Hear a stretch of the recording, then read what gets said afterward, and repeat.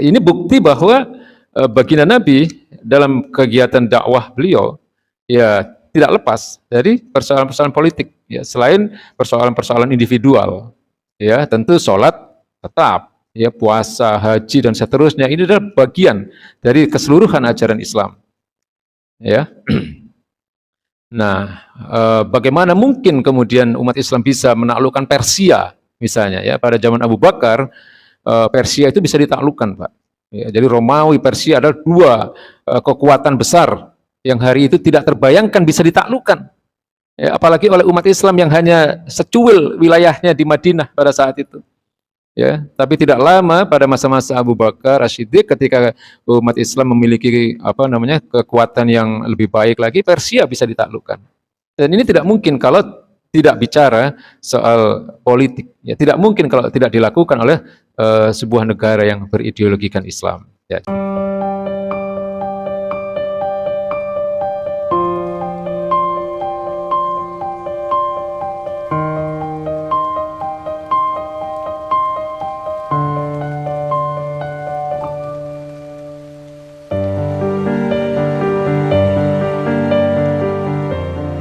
Allah Subhanahu wa taala. Ya, jadi hikmahnya adalah bagi kita ini ujian, Pak. Ya, ujian. Siapa yang terbaik di antara umat manusia ini? Siapa yang pengorbanannya paling besar untuk Islam? Siapa yang pengorbanannya paling besar untuk dakwah ini? Ya, siapa yang lebih cinta kepada nabinya dan seterusnya? Ya, siapa yang lebih merasa terikat dengan syariat Islam? Ini semua ujian bagi kita, Pak. Ya, jadi dakwah siriyah beliau ini adalah sesuatu yang bisa kita ambil hikmahnya seperti itu. Ya, lalu yang kedua, ya mengapa dakwah ini dilakukan secara siriyah? Ya, karena pada saat itu, ya masyarakat Mekah itu secara umum mereka menganut sistem kehidupan atau hukum yang oleh Allah disebut dengan hukum jahiliyah. Ya, hukum yang di luar Islam itu semuanya disebut hukum jahiliyah, Pak. Ya, ini Allah yang mengatakan, afa hukmal jahiliyati yabghun. Apakah hukum jahiliyah yang mereka inginkan? Ya, nah kalau kemudian dalam situasi di mana hukum selain Islam ini menjadi sesuatu yang dipercayai kebenarannya oleh umat manusia, tentu tidak mudah untuk meyakinkan ya seluruh manusia tentang Islam ini. Maka yang dilakukan oleh baginda Nabi adalah melakukan pembinaan itu secara intensif melalui tatap muka. Ya, inilah yang dilakukan oleh baginda Nabi di rumah Arqam bin Abil Arqam. Ya, jadi sistem pembinaan beliau ini luar biasa. Ya, beliau melakukan pembinaan itu dengan terstruktur dan sistematis. Ya, melalui tatap muka dan melalui penjelasan. Nah, sistem ini yang kita sebut dengan halakoh inilah yang kemudian dipraktekkan oleh para ulama ya pada masa lalu. Ya, dan hari ini masih ada dilakukan di beberapa pesantren. Dan hari ini juga banyak dilakukan ya di kalangan gerakan-gerakan dakwah, ya,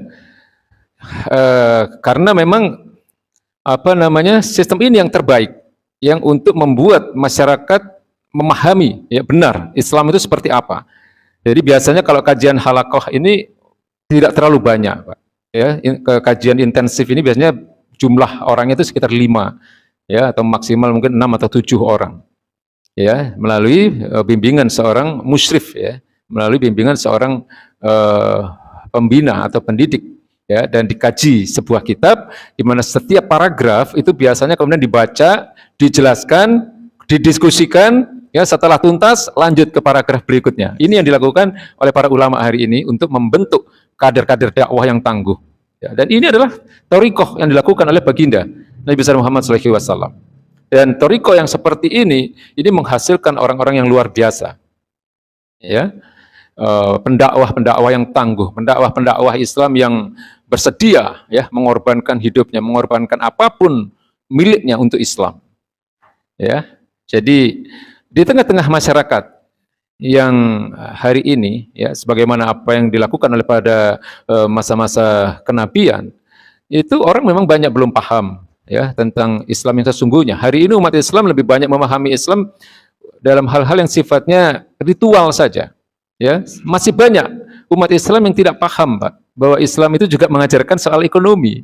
Islam juga mengajarkan soal hukum. Islam juga mengajarkan soal politik pemerintahan. Islam juga mengajarkan berbagai hal yang terkait dengan persoalan misalnya pengelolaan sumber daya alam dan seterusnya. Ya, dan ini sesuatu yang memang harus diberikan penjelasan dan penjelasan itu harus dilakukan dengan benar. Ya, inilah yang menjadi hikmah dari apa yang dilakukan oleh baginda Nabi pada masa-masa dakwah Siriyah ini. Jadi hikmah lain dari dakwah Siriyah ini adalah yang kemudian diambil kesimpulan oleh jumhur fuqaha, ya, oleh mayoritas ahli fikih, di mana mereka berpendapat bahwa dakwah itu tidak boleh berhenti. Artinya apa? Dakwah ketika umat Islam berada dalam posisi yang lemah, yang terancam, yang rapuh kekuatannya dan khawatir akan binasa, ya, ketika dakwah itu dilakukan oleh terang-terangan, dakwah ini tetap tidak boleh berhenti. Dakwah tetap harus dilakukan meskipun secara sembunyi-sembunyi, ya, meskipun secara siriyah. Ya, dan hari ini terjadi, Pak, ya, di banyak wilayah, terutama di negara-negara komunis misalnya. Orang mengenalkan Islam bisa dibunuh di sana, ya, misalnya di Korea Utara, ya. Kalau kemudian bisa di Cina, di Myanmar misalnya. Kalau di Rusia itu masih agak kondusif, ya, suasananya, karena Rusia itu dulu seluruhnya itu adalah bekas wilayah kekhilafahan, sehingga umat Islam sendiri di sana lebih dari 30%. Ya, dan penguasanya tentu membutuhkan suara umat Islam, ya, sehingga mereka bersikap baik, ya, terhadap umat Islam, meskipun secara ideologi mereka adalah negara yang berideologikan komunis, ya. Tapi di negara-negara tertentu orang kalau menunjukkan dakwah Islam itu bisa dibunuh. Nah, maka disinilah kemudian ulama dengan mengambil hujah ketika Nabi melakukan dakwah Siriyah 3 tahun pertama pada masa kenabian beliau, dakwah itu tidak boleh berhenti, ya, dalam kondisi apapun, ya. Nah, ini hikmah kedua, ya, dari apa yang dilakukan oleh baginda Nabi ketika beliau melakukan dakwah secara Siriyah ini, secara sembunyi-sembunyi. Nah, tapi kalau sebaliknya dakwah itu bisa dilakukan secara terang-terangan, ya harus dilakukan secara terang-terangan. Ya, meskipun ya tentu sebagaimana yang sering saya katakan harus dengan bahasa-bahasa yang baik. Ya, Islam ini harus disampaikan, Pak. Ya, kalau nggak disampaikan Islam kepada manusia, ya umat ini tidak menjadi umat terbaik.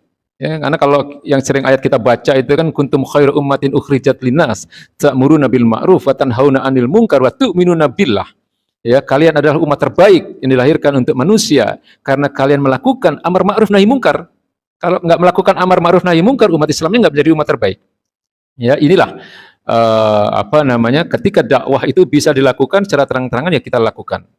Ya, tentu dengan bahasa-bahasa yang baik, dengan membuat orang nyaman mendengar dakwah ini. Yang didakwahi bisa orang selain Islam, diberikan penjelasan tentang Islam, juga kepada orang-orang Islam sendiri. Ya, karena orang-orang Islam sendiri banyak yang masih belum terlalu paham, ya, tentang Islam yang sesungguhnya, ya, karena akibat terjadinya serangan-serangan pemikiran yang melanda umat Islam, sehingga umat Islam banyak sekali memahami agamanya tidak sebagaimana mestinya, tidak sebagaimana yang dibawa oleh baginda Nabi, tetapi memahami Islam sebagaimana yang diinginkan oleh musuh-musuh Islam, ya, yang diinginkan oleh Amerika, yang diinginkan oleh orang-orang liberal dan seterusnya. Mereka terus juga mewacanakan Islam berdasarkan versi mereka, ya. Sehingga kalau kita lihat di sosial media itu luar biasa, umat Islam diadu domba, benar ya? Hari ini itu sedih kita melihat bagaimana umat Islam diadu domba hanya karena masalah persoalan zuriyah atau bukan, gitu kan? Ya, kalau bagi saya atau bagi kita umat Islam, darah keturunan baginda Nabi itu tidak bisa dihilangkan, kan? Tapi Allah katakan inna akramakum indallahi atqakum. Ya, sesungguhnya orang yang paling mulia di antara kalian itu adalah orang-orang yang paling bertakwa. Ya, siapapun mereka itu tidak ada yang maksum kecuali baginda Nabi besar Muhammad SAW. Tapi kalau mereka memang zuriyah Nabi, ya terus harus kita hormati. Apalagi kalau mereka punya komitmen terhadap Islam. Ya, jadi ini kalau bapak-bapak melihat sosial media itu sekarang lagi ramai. Dibangkitkan kembali hal-hal sensitif yang bisa mengadu domba umat Islam. Kita berpegang pada Quran saja. Inna akramakum indallahi atqakum. Sesungguhnya yang paling mulia di antara kalian di sisi Allah adalah orang-orang yang paling bertakwa. Ya. Kalau beliau orang-orang itu adalah benar-benar zuriyah Nabi dan beliau membawa Islam ini dengan benar, ya kita harus hormati mereka. Ya, tapi meskipun mereka punya katakan darah keturunan Rasulullah, tapi kalau mereka kemudian menyimpang, ya ada gelar Habib dan seterusnya, tapi kalau mereka menyimpang dari ajaran Islam yang benar, ya kita harus sampaikan. Ya, yang benar dan yang salah itu sudah sangat jelas dalam pandangan Islam ini. Ya, jadi ini yang harus kita pahami, bahwa dakwah itu tidak boleh berhenti. Dakwah untuk mengatakan yang hak, dakwah untuk mengatakan bahwa Islam itu adalah benar. Karena ketika kita menyampaikan Islam, kita ini menyelamatkan manusia. Ya, aslama yuslimu islaman. Kan Islam itu berasal dari kata aslama. Ya, maknanya bisa berarti berserah diri, juga bisa berarti menyelamatkan. Dan inilah yang dilakukan oleh Rasulullah. Ya, beliau menyatakan terang-terangan tentang rusaknya akidah orang-orang Arab pada masa itu, di mana di depan Ka'bah itu banyak sekali patung-patung berhala yang kemudian oleh baginda Nabi dicela patung-patung itu. Ya, sebagaimana yang dilakukan oleh Nabi Ibrahim. Ya, lalu kemudian secara terang-terangan juga beliau atas bimbingan wahyu Allah mengatakan bahwa suatu masa ada suatu saat nanti Romawi dan Persia akan ditaklukkan oleh Islam, oleh umat Islam. Ya, jadi ini semua dijelaskan oleh para pensyarah hadis bahwa apa yang dilakukan oleh Rasulullah ini adalah untuk menarik, ya, artinya untuk memahamkan orang terhadap Islam ini. Ya, nah, kemudian ini juga menjadi satu alasan, ya, atau satu bukti bahwa Islam itu bukan semata-mata membicarakan tentang hal yang bersifat ruhiyah, ya, spiritual. Ya, kalau bahasa kita spiritual. Ya, agama selain Islam semuanya hanya bersifat ritual, spiritual, Pak. Ya, hanya berbicara tentang ibadah-ibadah ritual. Ya, tapi berbeda dengan Islam. Ya, karena Islam ini turun dari Zat yang Maha Sempurna, tentu Islam ini turun dengan sempurna. Artinya tidak hanya berbicara tentang hal-hal yang bersifat spiritual, artinya hal-hal yang bersifat ruhiyah, yang mengatur hubungan antara manusia dengan Tuhannya. Tapi Islam juga mengatur hubungan antara manusia dengan sesama manusia. Yang di dalam agama selain Islam ini tidak ada. Ya, tidak punya mereka, ya, aturan-aturan yang terkait dengan persoalan-persoalan muamalah. Nah, di antara yang diajarkan dalam Islam adalah hal yang bersifat siyasiyah, ya, bersifat politik. Nabi itu banyak sekali mencontohkan bagaimana harus berpolitik. Ya, politik itu bukan hanya sekedar meraih kekuasaan. Ya, kalau hari ini umat Islam terjebak pada sistem politik yang sekuler, ya, di mana politik hanya menjadi wadah, ya, untuk mereka-mereka yang ingin berkuasa. Padahal tidak. Ya, sebagaimana yang pernah saya sampaikan, politik itu adalah riayatis su'unil ummah bi ahkamil islamiyah. Ya, politik itu atau siyasiyah dalam definisi para ulama, ya, berdasarkan Islam adalah bagaimana memenuhi, ya, atau mengurusi umat ini dengan hukum-hukum Islam. Itu yang menjadi definisi para ulama tentang politik ini. Kalau tidak berbicara tentang politik, ya, umat Islam tidak mungkin bisa membebaskan kota Konstantinopel, Pak. Betul, ya? Karena untuk membebaskan Konstantinopel, ya, untuk menaklukkan Romawi Timur itu tentu butuh kekuatan besar, ya, butuh kekuasaan, ya, butuh sebuah daulah, ya, katakanlah begitu. Makanya Nabi itu yang beliau lakukan sebenarnya ketika beliau berada di Madinah itu adalah menegakkan sebuah daulah yang menjadi cikal bakal negara Islam yang sangat besar, ya, yang kemudian diteruskan oleh para sahabat, ya. Dan beliaulah orang pertama yang menyusun sebuah konstitusi, Pak. Ya, undang-undang dasar. Kalau kita sebut hari ini undang-undang dasar. Orang pertama di dunia ini yang membuat konstitusi negara yang kita sebut dengan Piagam Madinah. Ya.